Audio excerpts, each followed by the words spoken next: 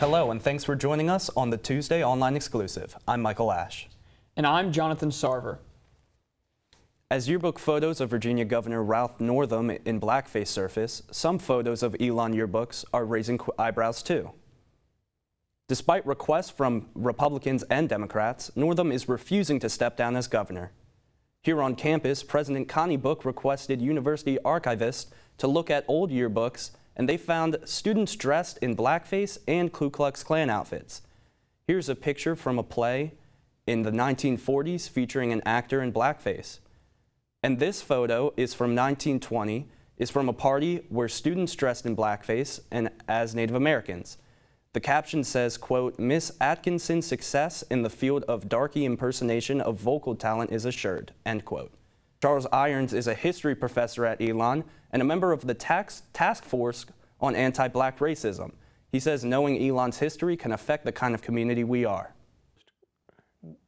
Grateful in a terrible kind of way to have the tangible evidence that that was a part of being white in the 1950s. And anti-black racism is, still has different manifestations, still part of culture today. With national controversy sparking up local conversations, it's important to recognize the facts of our history here at Elon. We are almost halfway through Black History Month.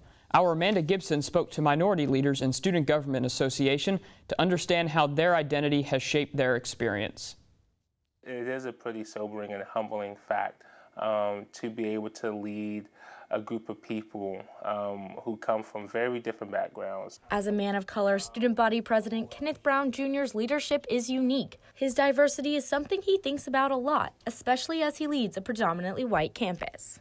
I think it's pretty surreal in terms that a school where a lot of students are white is giving this black guy a chance to lead them. As the face of the student body, he hopes to inspire other minority students to seek leadership positions, something freshman class president Lauren Adams sought after her first days on campus.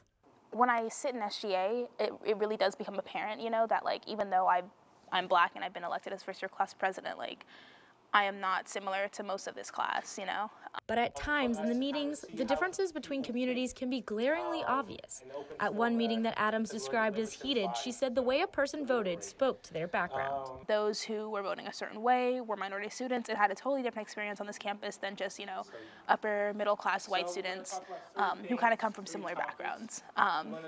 So yeah, it does get kind of frustrating, because you look at SGA and you're like, where do we move from here, Adams says while the tension can be frustrating, seeing Brown Jr. as a leader is inspiring. Kenny really inspires me, to kind of be the leader that I aspire to be and go out and just kind of do it and not really worry about who I am and how I compare to other people around me. Amanda Gibson, Elon Local News. Adams hopes to be re-elected as class president next year. The way incoming freshmen select housing is changing. The class of 2023 will not be able to select a residential neighborhood to live in. The housing selection process is now random if you do not select a living and learning community. New students will still have the option to request a single room or an all-female or all-male residence hall. Associate Director for Residence Life, Ian Reynolds, said on the phone with ENN the change was made to make housing selection more fair. Sophomore RA Catherine Noon thinks the change can cause problems. I think that it could make it a little bit more complicated because a lot of the neighborhoods can be focused towards one group of people, and a lot of times they choose it based on those preferences.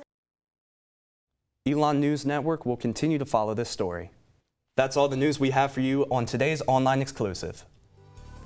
For all the news you need to know when we're not on the air, check out elonnewsnetwork.com and be sure to follow us on social media at Elon News Network. Have a great night, Elon.